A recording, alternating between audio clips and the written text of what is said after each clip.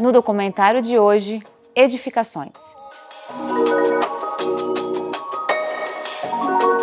Pod é um edifício nosso que já está pronto, na Rebouças, que é um prédio de uso misto, primeiro aprovado na prova rápida de São Paulo, um dos primeiros exemplos de ZEU, né, que é uma zona de eixo urbano, estruturação urbana.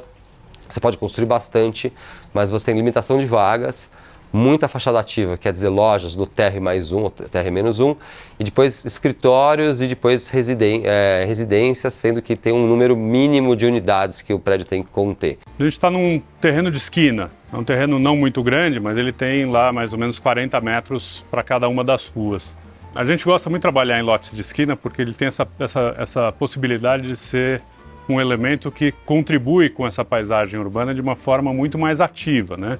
A esquina ela acaba sendo um ponto focal na vida de todo mundo que circula pela cidade. E o que eu gosto particularmente nesse projeto é essa subversão mesmo do espaço privado, transformando ele em espaço público, ainda que ele não seja essencialmente público do ponto de vista, né, da matrícula, do ponto de vista, né, legal.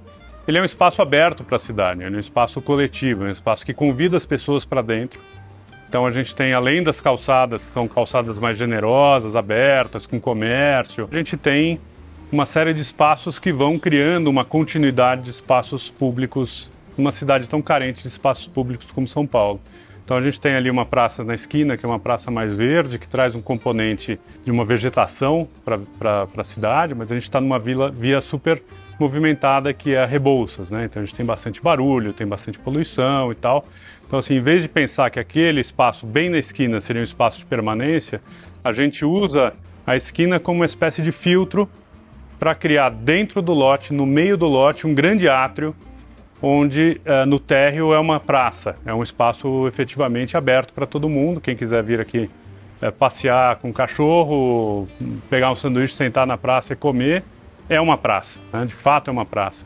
E a praça aqui é o hall do prédio, né? Se eu olhar tanto o hall da parte de escritórios quanto o hall dos apartamentos, são halls muito apertados, muito pequenos, no limite, digamos assim, do necessário para você fazer o seu cadastro, para você pegar o elevador.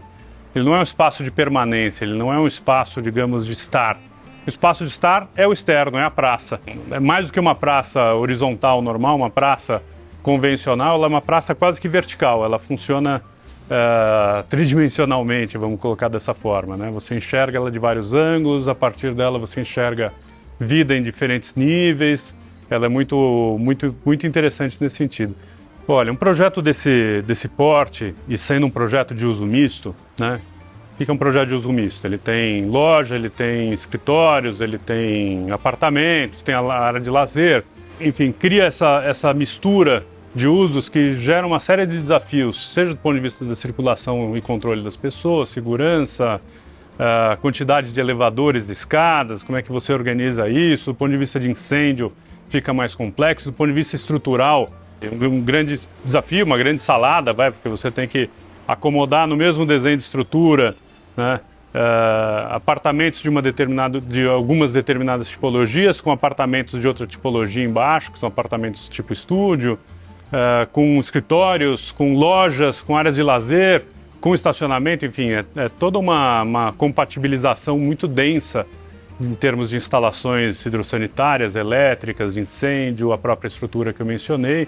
Então, do ponto de vista técnico, é um projeto muito denso, muito complexo, né? A gente tende a pensar a arquitetura como uma coisa meio do campo da arte, né? Uma coisa meio do sublime, do subjetivo e tal, quando na verdade é uma profissão essencialmente técnica, é muito densa. Como esse prédio está numa esquina, uma propriedade que ele tem, também numa esquina de uma avenida larga e tal, uma propriedade que ele tem é de ser visto de mais longe do que um prédio que fica no miolo da quadra, numa rua estreita, por exemplo. Então a gente tem uma preocupação de entender que o prédio ele faz parte da paisagem urbana em escalas complementares, né?